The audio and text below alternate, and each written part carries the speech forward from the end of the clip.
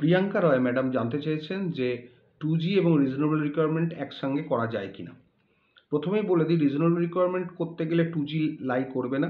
2Gর কন্টেনশানগুলো আলাদা, রিজনেবল রিকোয়ারমেন্টের কন্টেনশান বা রিকোয়ারমেন্ট আলাদা।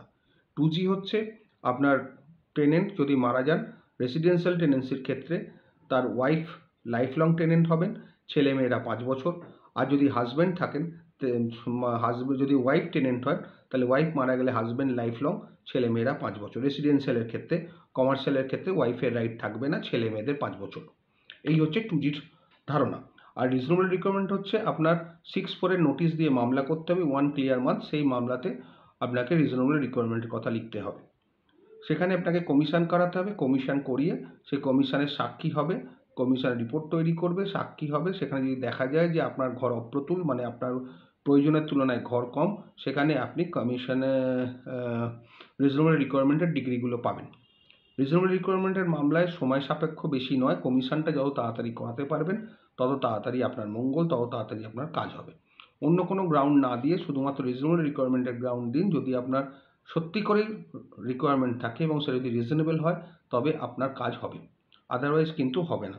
যদি আপনার প্রচুর ঘর থাকে, সে ঘরগুলো আনইউজড অবস্থায় পড়ে রয়েছে, তা সত্ত্বেও আপনি ঘর চাইছেন, সেক্ষেত্রে আপনার রিকোয়ারমেন্টটা রিজনেবল নয়, ডিজায়ারেবল হয়ে যাবে।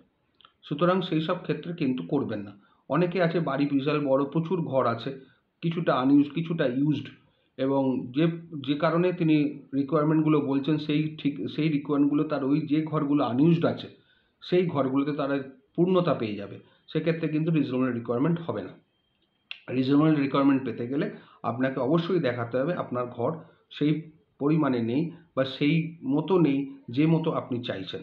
আপনি ধরুন ঠাকুরঘর করার মতো ঘর চাইছেন, সেই ঠাকুরঘর করার ঘর বা ঠাকুরঘর হওয়ার মতো ঘর আপনার কাছে নেই বা আপনার দখলে নেই।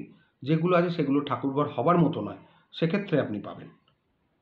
তবে রিজনেবল রিকোয়ারমেন্টের ক্ষেত্রে আমরা যা দেখছি মোটামুটি 99% ক্ষেত্রেই ল্যান্ডলর্ডরা জেতে, 1 বা 2% ক্ষেত্রে ল্যান্ডলর্ডরা হারে।